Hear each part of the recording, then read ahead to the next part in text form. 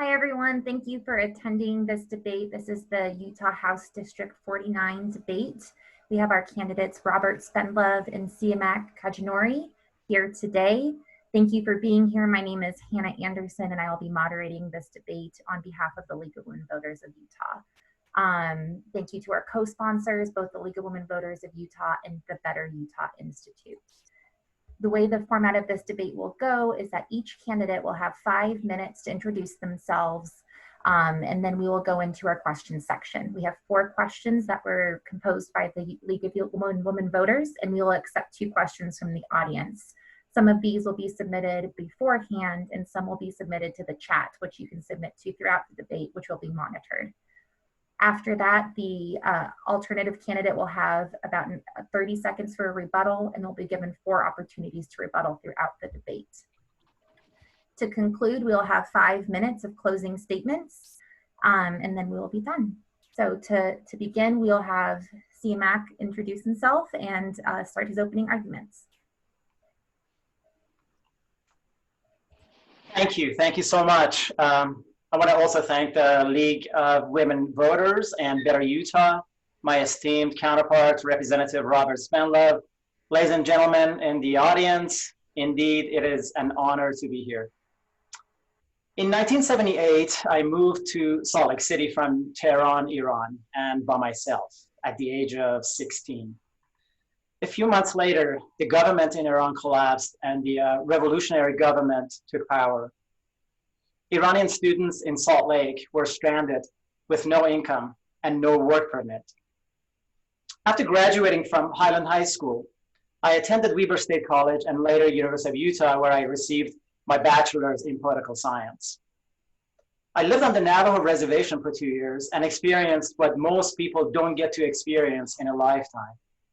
In 1983, my life changed forever. I applied for and became a US citizen. I worked as a juvenile court probation officer as well as youth correctional officer. While I loved working with the Metro Gang Task Force, I could not ignore the underlying factors why young women and men ended up in the justice system.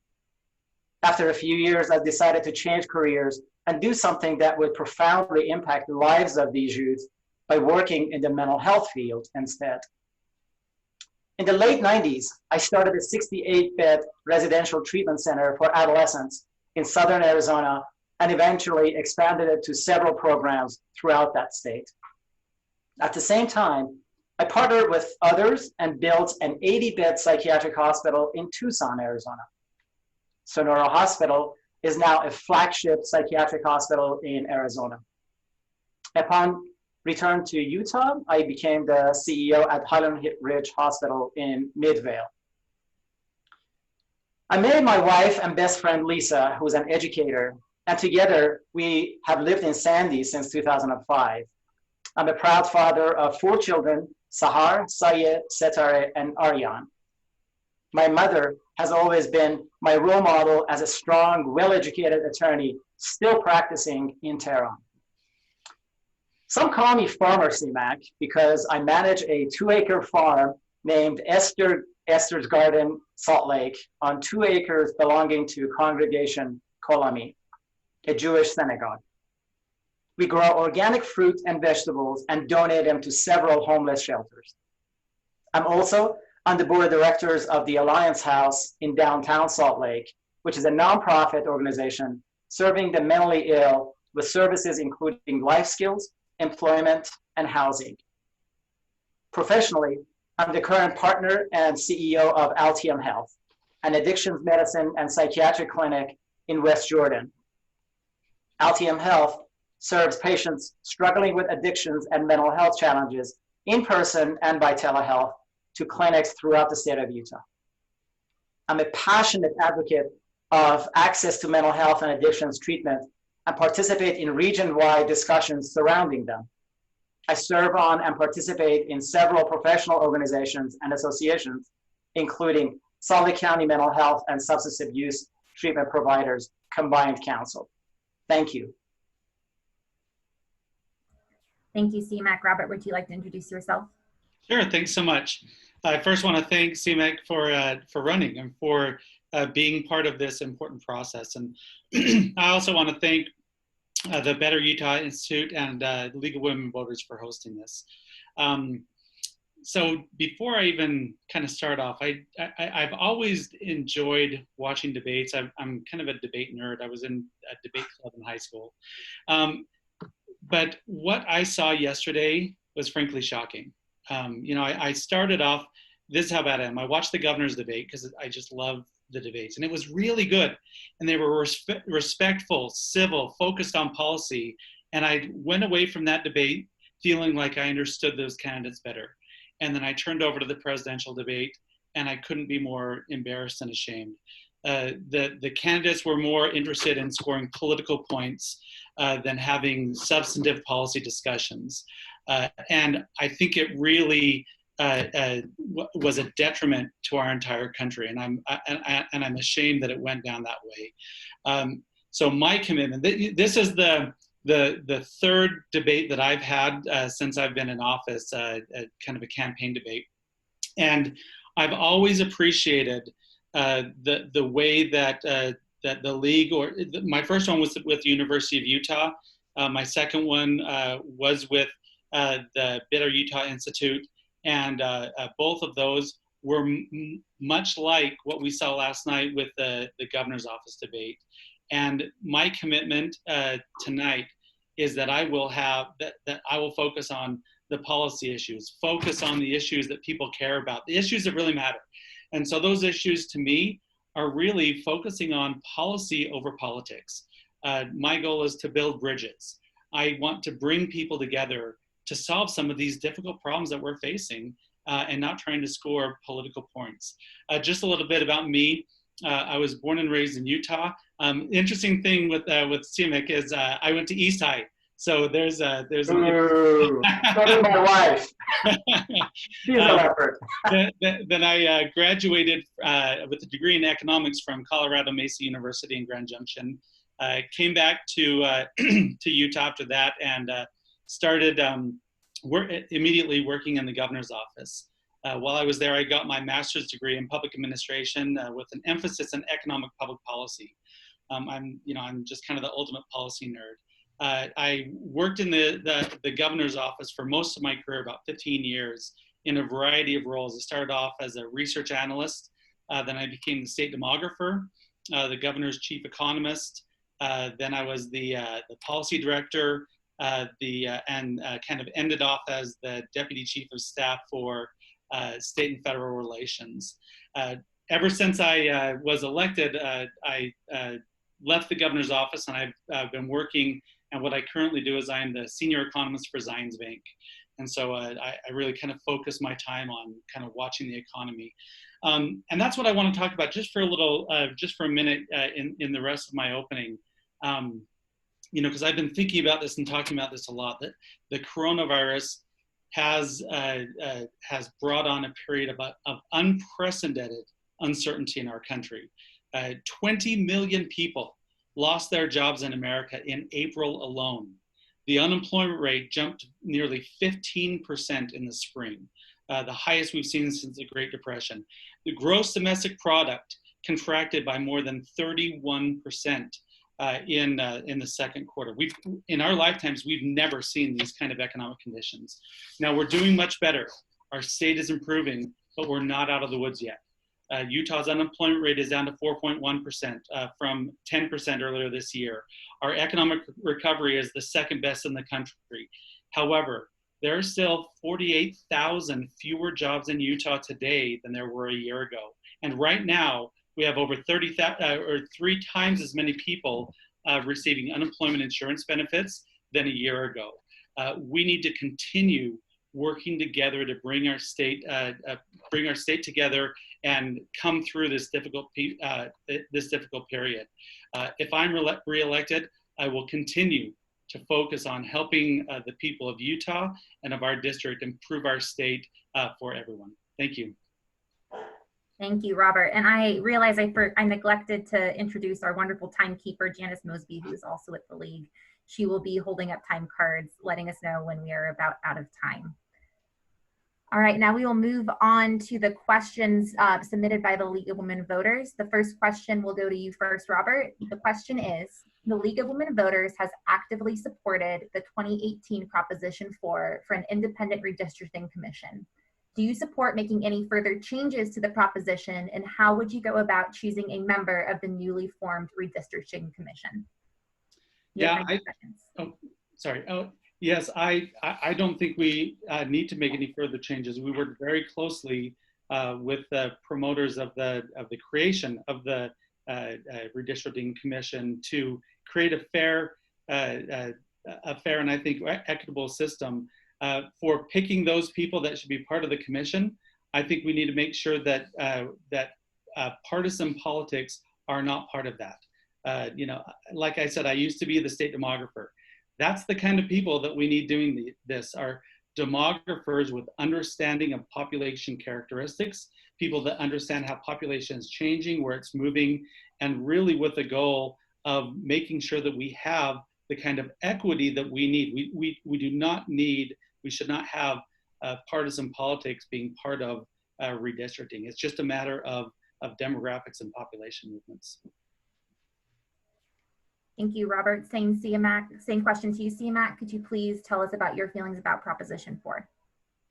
Well, we all went to the polls and we all decided that we wanted to have an independent redistricting commission. And unfortunately, we came back only about 3 months ago, where the legislature took it upon itself to basically gut it and introduce something that was totally different. I still support the original Proposition 4, an independent redistricting that is accountable only to the people of the state, with transparency to the constituents. So I absolutely support that, the original intent of Proposition 4. Thank you. All right, we'll move on to the second question. Siamak, this is for you first. Utah was ranked the worst state for women's equality for the 3rd year in a row. Do you plan to address this? And if so, how? Well, it's a terrible distinction to have. And we continue ignoring that. We've had several legislation on the national level that have tried to address this. Parity, equality in wages. And we in Utah continue to lag behind most states in that. I believe that equal rights should be afforded, not only afforded, it should be the law of the land. Equal rights to all. Equal rights amendment is one way to get there. There should be no question that a job done by a man and a woman should be paid at the exact same rate. To me, that is not that's a no-brainer. And I will do everything I can. I will work across the aisle to achieve that. Thank you very much. Robert, your response? Thanks, Hannah. Yeah, I think this is one of the really important issues that all of us are facing that we need to continue to be working on. I'm really proud that I've been working with and supporting issues like this throughout my time in the legislature, before my time in the legislature too. One of the areas specifically that I've been very concerned about is violence towards women. As well, I'm not sure how many people know, but the horrible murder of a young mother in our district just a few years ago. I remember it like it was yesterday. It was right around the end of school. My young daughter was walking home from elementary school and actually heard the shots. I mean, it shocked all of us. And so it was one of those issues where I said, I need to step up and I need to be personally working on this. And I have been working on that for the past several years, working with the Utah Domestic Violence Coalition to put more restrictions on those people that have protective orders, to get the courts to take this seriously, to increase the penalties for those that abuse their partners. And I will continue to work with them and try to find solutions. Thank you. Thank you very much. As a reminder, please continue to submit questions to the chat box. We will have some questions from the audience at the end. All right, our third question, Robert, we'll start with you.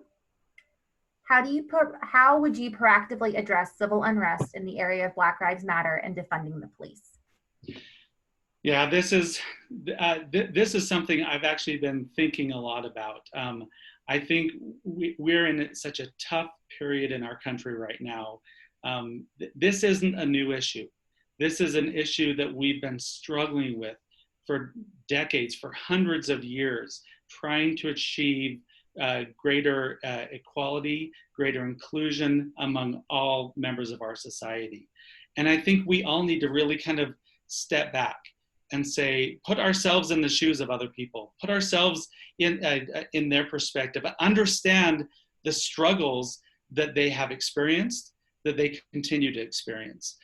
Now, I support the police. I don't support defunding the police. I think overall, police are good people. They're trying their hardest to serve us and help us, but there are examples of police that are abusive. And in those instances, we need to be fully going after them. We need to be prosecuting them, but the rest of us need to be coming together. We need to be having these important discussions. We need to be coming up with solutions to address these inequities and come together as a population.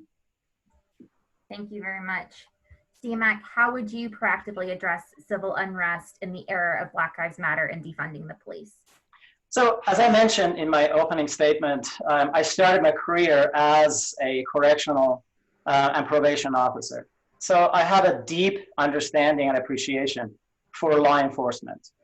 And I know the sacrifices they make day in, day out. They put their lives in danger day in, day out. At the same time, I understand the many challenges that they face. And I would very much like to make sure that they get all the treatment that they require as a result of the experiences they have, including PTSD. So further training in mental health, that is my field. I believe they absolutely could benefit from that much more than we have. The Utah legislature has done a good job in the past by bringing in training for law enforcement, but we need to do much more than that. We're seeing that. At the same time, on the other hand, I understand the anguish that people feel when repeatedly the African American and people of color are being shot and killed by law enforcement. I understand that. And I have worked with the local Black Lives Matter folks to make sure that we have a solution. We actually bring people together and sit down, but it doesn't happen in vacuum. Thank you very much. All right, Siamak, we'll give you the next question first. Please explain your views on the role of money in politics and the public's right to know. I'm sorry, say that again? Yes, please explain your views on the role of money in politics and the public's right to know. Well, that's a big question. Well, one of the things that I would, if I had my say in this, I would absolutely take money out of politics. I mean, it's very easier said than done. I understand that. But if we could, in this country, take all the money out of it, give all candidates equal amount of exposure in media to deliver the message, and cut out the influence of lobbyists and special interests, that would be a great place to start. As long as we have companies contributing unlimited amount of money to campaigns, that is just recipe for corruption. So if I had my way, I would say I would like to take money out of politics and have equal amount of exposure, whether it's through media and any other forum, to make sure that everybody is on the equal playing field. All right, thank you very much. Robert? Yeah, I agree. I think we absolutely need to have, in addition to that, what I'd add is one of the really important thing is disclosure. we need to know exactly where the money is coming from, who's giving it, and so we can understand, you know, I don't think money directly impacts politicians' decisions, but it's a piece of information that we need to know. One of the things I've been very concerned about is dark money in campaigns. It's something that I think has become more pervasive in the last few years, and it's something that we need to be seriously going after. So one of the things that I'm really proud of is I sponsored a bill a few years ago in the legislature to address this issue in Utah. What we had was people were taking cash donations, bundling those cash donations, and then essentially just claiming them as one large donation. So if they were small money all bundled together, they didn't have to declare where it came from. So I sponsored a bill, and it passed, a bipartisan bill that changed that, got rid of that ability to bundle, that ability to hide that dark money, and now we have more disclosure in the state. All right, thank you. Okay, we're moving on to some of our submissions from the audience at this time. A little bit of messy moderating here, but I have a follow-up question for what was actually our second question. So if you can think back to your answers about women's equality, we have an audience member who is requesting that each of you can state whether or not you support the Equal Rights Amendment. Siamak, would you like to go first? Yes, I would be proud to say yes, I do. Thank you. Robert? Yeah, in fact, I've been meeting with I met several times with the people that have been promoting that in the state of Utah. I think it's certainly something that I could support, that I could get behind. I mean, what's really interesting is the Utah Constitution already has the kind of protections that they're seeking at the national level. So to me, it's an easy one. I mean, why would we not have a guarantee of equal rights for everyone? Great, thank you very much. This question is submitted by Nancy Moose from the audience, and we'll go to Robert first. Robert, do you favor using any rainy day funds to support those struggling in this economy due to COVID-19? What is your plan for helping those left behind with this economy? Yeah, so I'll tell you, this is something I've really, not knowing it, but it's something I've been preparing for my entire career. You know, kind of watching the economy, paying attention to what was going on. No one saw this coming. This is the example of the ultimate black swan. It hit us without warning, and it hit us dramatically. And we need to be willing to use every tool in our tool belt to fight this, to address the virus, but also to address the economic aftermath. So far, the state of Utah has been very successful. We've been able to address it without, now we have tapped into our rainy day funds a little bit, but we haven't had to dramatically tap into those. But that's why we have rainy day funds. I'll tell you folks, it's raining. And if we need to tap into that, we will fully tap into all of those. Thank you very much. Siamak? Well, if this is not raining, just like Robert said, if this is not raining, I mean, this is a flood. And we have thousands of our neighbors, of our friends that are in the process of being evicted from their apartments, their homes, because they just cannot afford it, because they don't have a job. We have thousands of people in the restaurant industries that have not opened, they cannot open, they cannot work. And so this is the classic definition of raining. This is when we need to step up and help our friends and family and neighbors to make sure that they have a path to recovery. We cannot call ourselves the best well-run and best economic state in the country when we have 1,000 people in the process of being evicted. So we need to step up, and we need to make sure that we take care of them with the funds that we all have invested. Thank you. All right, we'll take another question from the audience. This one will go to Siamak first.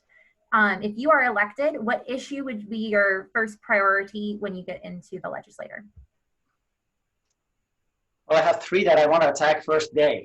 As all politicians say, on day 1, I want to do everything, right? one of the things that is obviously a passion of mine is to make sure that we address the question of addictions and mental health in this country.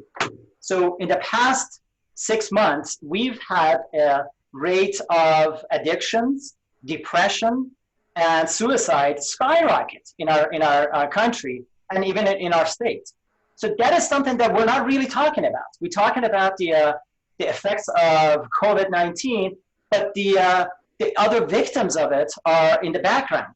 That is something that I want to step up and say, we need to address that. We need to create opportunities and pathway to these people getting treatment. Right now, a lot of people cannot afford it and do not have any vehicle to access those mental health and addictions treatment.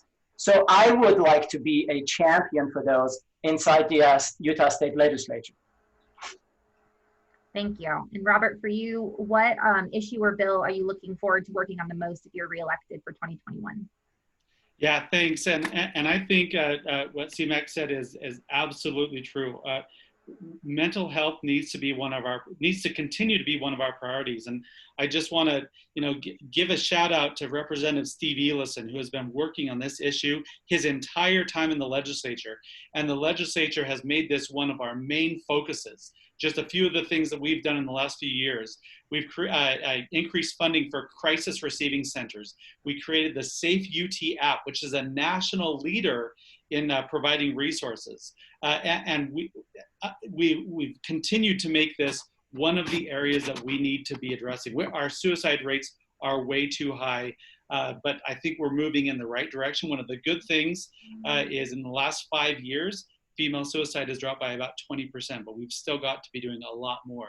Now, another one of the areas that I'm really focused on, kind of going back to the coronavirus, this is something that we cannot take our foot off the gas. We have to continue to be providing the resources to those people that are really struggling and those small businesses. That's why this summer I sponsored the bill to create the In Utah program, working with economic development and the arts and workforce services to help these people that are really struggling in a strategic way, but also helping our entire state. Great, thank you very much. We'll move on to our closing arguments. And I would like to thank you both for being very agreeable and reasonable during this time. I think we're setting a good example for those who are debating at a different level. I do think that as we close, I would like to ask each of you to tell us one of the ways that you differ from the other one. Robert, would you like to go first? I don't know that I don't know. I think we're all kind of the same. We're part of the same community. We are all trying to work together. We're all trying to find solutions. Now, what I can say is what I think that the benefit that I think I bring to this job and to my service is I have the experience, the understanding, and the passion to do this job. I've spent my career on trying to improve our state, trying to find what the thing I love about public policy is. We're trying to come together to address really difficult issues. None of these are easy. There's no silver bullets in any of these. But I love bringing people together. I love working with my constituents and working with other people throughout the state to say, how can we build these bridges? How can we come together and find these difficult solutions? And if I'm reelected, I will continue to work with everyone and try to find solutions to these issues. Thank you. Siamak, would you like to go on with your closing arguments? I also want to second what Representative Spendlove said, that we all live in this community. We're part of this community. And as a matter of fact, I think if I throw a rock, not that I would, but if I throw a rock, I'd probably hit Robert's house from here. Please don't. So no, I won't. And I have tremendous respect for Robert and his work, and and thank you for your service. That said, I decided to run for this office because District 49 lacks accountable representation. Well, the citizens of Utah, and especially our District 49, passed Propositions 2, 3, and 4. The legislature defied the will of people by gutting it and repealing it. The revised version of the Medicaid expansion was a significantly more expensive version while covering significantly fewer people, 38%. The legislature also put forward the disastrous, unpopular tax reform bill, which our district constituency vehemently opposed. I will champion better access to mental health and addictions treatment for our neighbors, and I will be the voice of our district as well as the people of Utah. My platform pillars include accountable representation, healthcare accessibility and affordability, prioritizing education, and improving healthcare. And again, I want to thank everyone for giving me this opportunity, and Representative Spendlove. Thank you. All right. Thank you very much to you both, to the candidates. Thank you to everyone who attended, the League of Women Voters of Utah and the Utah Better Utah Institute. It's been a really lovely evening, and I appreciate your cooperation and your time. Thank you. Thank you.